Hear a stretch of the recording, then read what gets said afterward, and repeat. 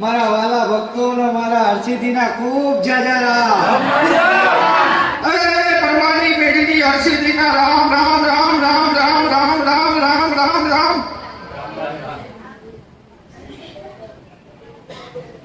હું પરમાણના કુળની માતા છું. હું હરસિદ્ધિ પરમાણના કુળનો દીવો છું. જેમ તમારા ઘરે કુળની માતા એક દીવામાં એક કોખલામાં બેઠી છે એમ હું હરસિદ્ધિ મારી વાડી વસ્તીને ખૂબ આશીર્વાદ આપું છું. મારા વાલા ભાવિકોને ખૂબ આશીર્વાદ આપું છું. મારા નારાયણને કહું છું કે મારા પારે આવેલો ભાવિક, મારા પારે આવેલો એક એક એક એક એક એક દીકરો એની મનની મનોકામના એવા લાયક હું માતા બનાવીશ અને મારો નારાયણ તમારું પૂરું કરશે. આવું મારા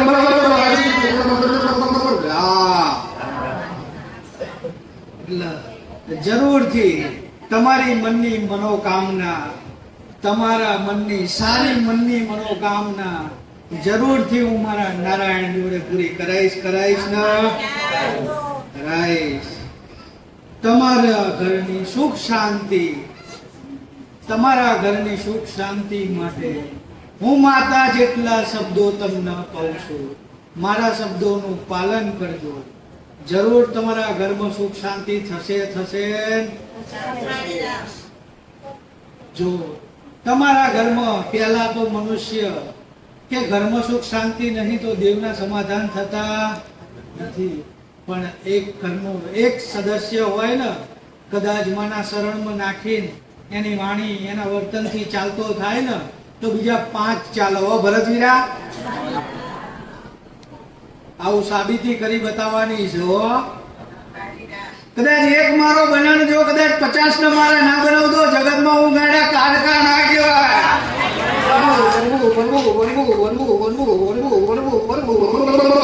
રામ જગતમાં લેખા જોખા વાંચવા ઉતરીશું. તમારા લેખા જોખા વાંચવા ઉતરીશું. ક્યાં તમારે તકલીફ પડી છે તે ગાવા હું ઉતરીશું. એનું કંઈક માર્ગદર્શન કેવા હું માતા ઉતરીશું. તો જરૂરથી કદાચ મારા પ્રત્યેનો ભાવ હશે, મારા પ્રત્યેની લાગણી હશે તો કદાચ તમારા જીવનમાં જો અજવાળા ના બનાવતો હું તાડકા ના કહેવાય. જરૂરથી મારા હરેક ભાવિકના ઘરે આંટો મારીને કદાચ આવું તો હું કાઢકા હો. મારા દીકરા દીકરીઓ ભાવિકો જેને રટણ કર્યું મેં માતાએ એને જવાબ કર્યા છે. ભલે આજે નહીં કાલે મને ખબર છે ને મેં કોને શું જવાબ કર્યા છે. કાયમ કહેતી આવીશું તકલીફ પડે છે પણ તકલીફથી હારી જતો માણસ હોય અને છેલ્લી ઘડીએ કદાચ મને માતાને યાદ કરે કે માં હવે નહીં બેઠાતું તો હું માતા હાજર થઈશું. આવું મારું માતાનું કેવું છું. આવું સમય જેવો સમય બને છે એવા સમયગાળાની અંદર હું માતા જરૂર તમને સાથ ને સહારો દુખી ના થઈ જાઓ એના માટે જરૂર હું પ્રેરણા કરું છું ભાઈ. અને મારો તો એક જ લક્ષ્ય છે. જગતમાં નારાયણે મને મોકલી તો એક જ લક્ષ્ય બનાવ્યો છે કે જેટલા મારા શરણમાં આયા એટલે નારાયણને કીધું છે કે કદાચ મારા વચનોનું પાલન કર્યું ને તો જગત ભટકવા નહીં દઉં. રામ જેને મારા શબ્દોનું પાલન કર્યું એને જગત ભટકવા નહીં દઉં. દુઃખના માર્યા દર ભટકવું નહીં પડે.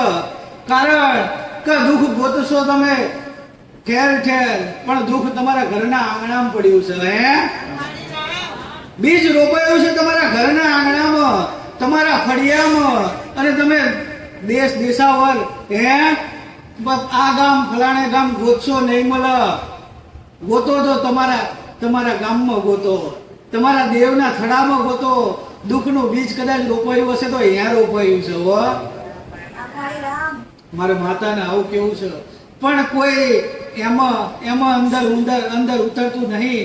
અને દુઃખનો માર્યો ભટક કે મારા દીકરાનું, અને દીકરાનું થઈ જાય, દીકરીનું થઈ જાય, દીકરાય સારા થઈ જાય, તમારા દીકરા કામ ધંધે જતા રહે, બધુંય થાય. જે જે તમારી મનની મનોકામના રાતે વિચાર કરો ને સવારે હાજર થઈ જાય એ વસ્તુઓ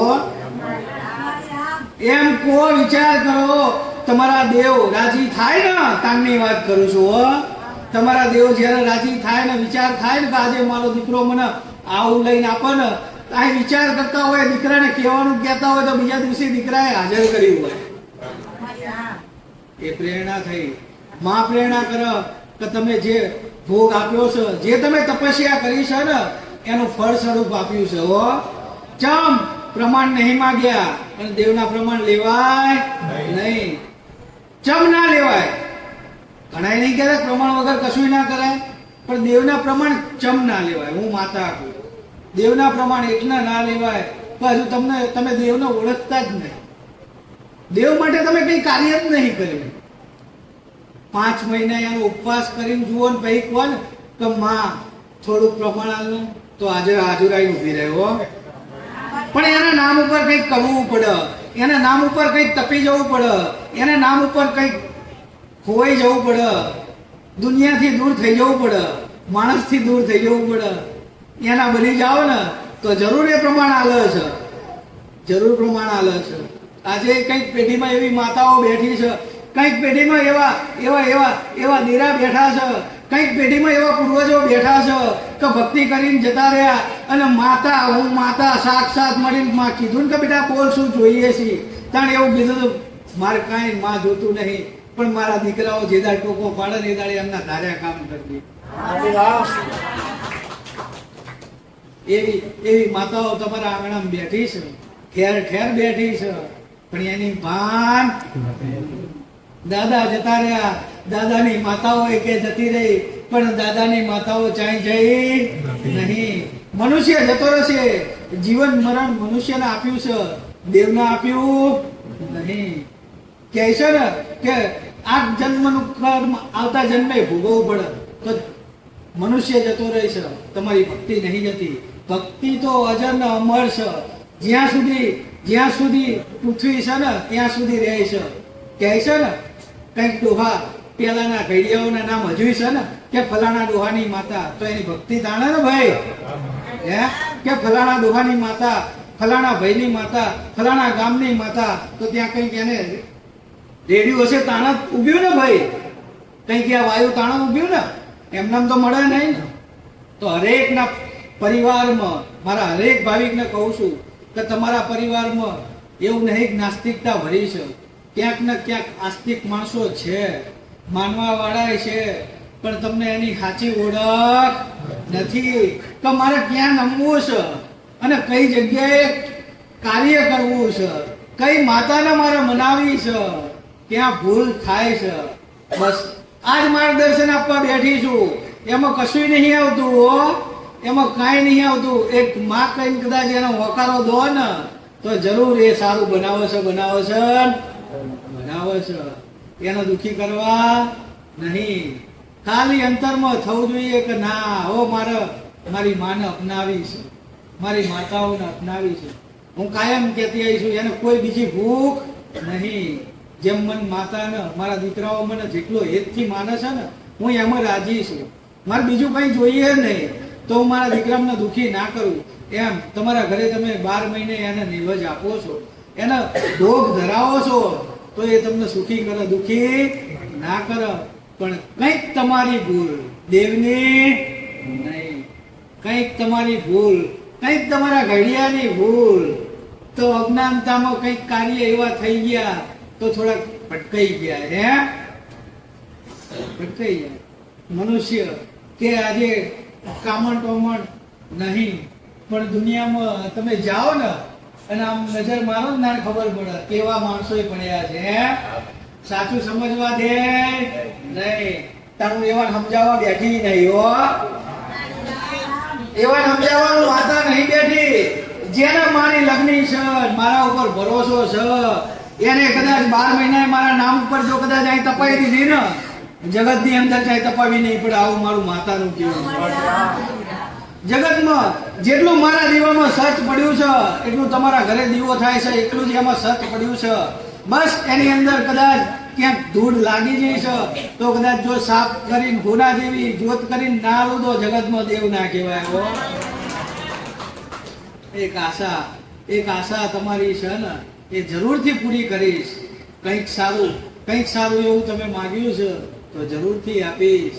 આટલા વર્ષોમાં કદાચ તમારું ખોઈ ગયેલું હશે તો હું માતા એવું નહીં કહેતી કે ભરી દઈશ, પણ જેટલું તમારું સતનું જયું છે, તમારું ન્યાયનું જયું છે, જો કદાચ તમારી માતાને રાજી કરીને આલો અને જો તમારી માતા લઈને ના આવો તો જગતમાં માતા ના કહેવાય. હો, પણ એક વખત અહીંયા અપનાવો ને એટલે માતા પાછી ના પડે. હો, એ માતા પાછી પડે નહીં, એના બની જાઓ ને એટલે જરૂરથી કરી નાખો છે. દેવના તો દીકરા એટલા વાલા છે, એકની શું વાત કરું. ધીરજ ના હોય નીકળી જાય પછી ભટકાઈ જાય એટલે સમાધાન એને મળે નહીં. મારી વાતનું સમાધાન મળે નહીં. મારે શું એને કેવું છે, એને ક્યાં મારો ઉભો રાખવો છે એની સમજણ પડે નહીં. અને પછી તોય મારો નારાયણ સમય બનાવો ને પછી લઈને આવો મારો ના કે હવે કે પણ સમય તાણે જતો રહ્યો હોય એના નસીબનું કેટલું, કારણ કે સમયનું કાર્ય કરે છે અને દેવનું કાર્ય કરે છે. હું માતા તમે મને જેટલી ભક્તિ કરો છો, જેટલો ભાવ આપો છો એટલું હું માતા કાર્ય કરું છું, પણ સમયથી આગળ તો હું નહીં ચાલી શકતી. અને કદાચ મને એવી ભક્તિ, મને એવો ભાવ, મને એવો ત્યાગ આપી દો તો સમયને રોકી રાખું ગાડા હું એ માતા છું. જગતમાં મારા મેલેડીના ખૂબ જાજા રામ, અસલ પરમાની પેઢીની, અસલ ઉત્તરના પોળની માતા છું. અસલ તલવારની ધાર જેવી માતા છું. મારા મેલેડીના ખૂબ જાજા રામ.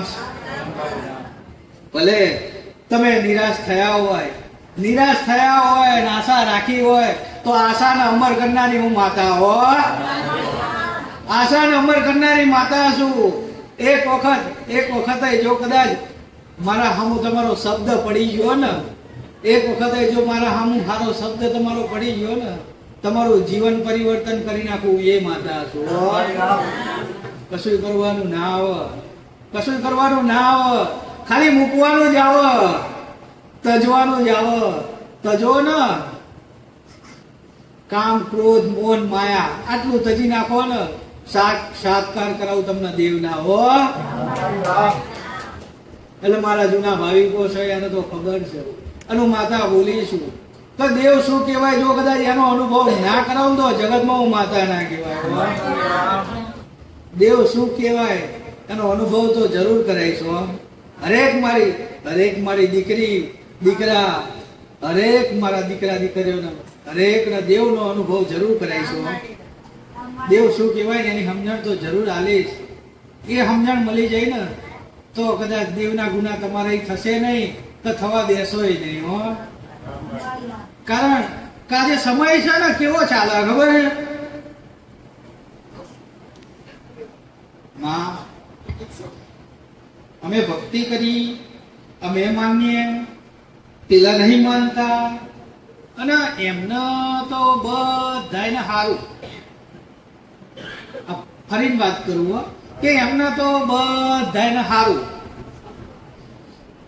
પણ સારું છે તો રાજી થવું જોઈએ ને, ગાવાનું ના હોય. એમનું કર્મ છે, કર્મ ના લેખાજોખા છે. તમારું કર્મ વધારો, તમારું સારું કર્મ વધારો, જરૂર સારું બને, કેમ ના બને. પછી બીજાની સામું જોવાનું ના આવે, લોકોની સામું જોવાનું આવે ના આવે. ઓટોમેટિક એનું કર્મ પૂરું થાય ને તો એ ઉપર ચડ્યો હોય ને અહીં પસડાય ને એટલે ખાટલામાં પડી જાય, એને ઊભો થવાની હોશ રહે નહીં. ચમ સમય હતો ને કારણ બધું વાપરી નાખ્યું નહીં, અને જેટલું પડ્યું હતું ને બાપ દાદાનું બધું પૂરું કરી નાખ્યું. પણ એ દેવના બનાવવા બેઠી છું, કોઈનાથી વિરોધ કરાવવા બેઠી નહીં. તમને સત્યતાની ભાન કરાવવા બેઠી છું.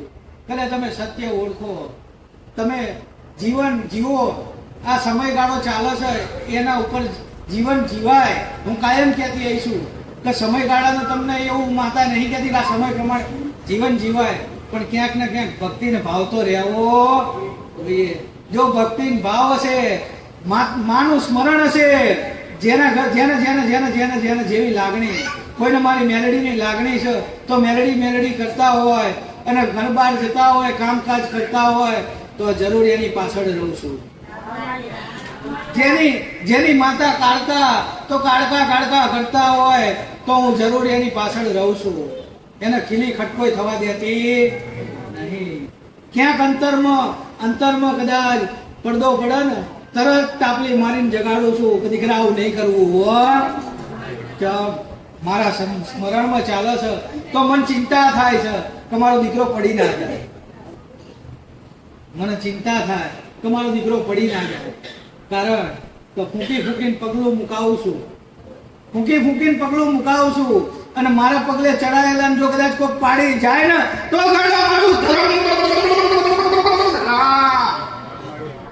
એ કઈ મારા ભાવિક મારા દીકરા દુખી ના થવા દો.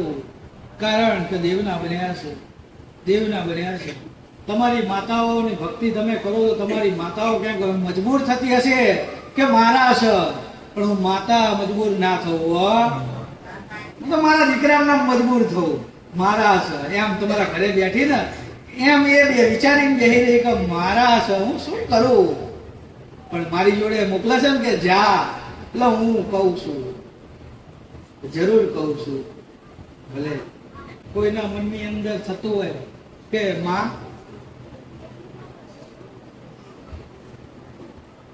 અમે તમને ભોગ ધરાઈએ તો માં શું ખવડાવું, એવું થતું હોય ને કોકને કે માને રાજી કઈ રીતના કરવા, માને ભોગ શું ધરાવવું.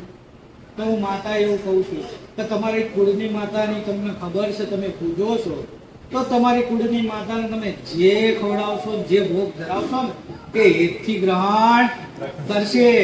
પછી કે માં અમારે તો માતાજીના મઢે આવવાની ના પાડી હ, અમારે તો બધું બંધ કરી નાખ્યું હ, કોઈ અમને અહીંયા જવા દેતું નહીં, તો અમારી માતા ગાડા દરવાજા બંધ કર્યા હ, માતાને નહીં બાંધી હો. મન માતાને કોઈ બાંધી ના કે જગતમાં કોઈ એવો પેદા નહીં થયો મન માતાને બાંધી કે હા વશમાં થઉં છું, બંધનમાં થઉં છું તો એક પ્રેમથી હો, એક પ્રેમથી બંધનમાં થઉં છું. બાકી જગતની અંદર કોઈ એમ કહેતું હોય હું બાંધી નાખું તો એ શક્ય નહીં. ભક્તિ એવી કરો તો હું માતાએ તમારો અઢળક ગુનો હોય ને તો એવું માતા કહું ખાલું જા, તારા જેવું કોણ થાય, જા માફ કર્યા. હે ભક્તિ કરવી પડે ને, મન રીઝવવી પડે. કારણ કે રીઝવ તો હાલ રીઝાઈ જવું છું ક્ષણ વારમાં, અને ના રીઝું ને તો પેઢીઓ જતી રહે તો માતા રીઝાતી નહીં. એટલે તમને રીઝવવાની આવડત હોય ને થોડી એટલે રીઝવો તો જરૂર હું રાજી થઈ. તમારા દેવની વાહે રસો ને તો જરૂર અજવાળા બનવાના છો, જરૂર અજવાળા બનવાના છો.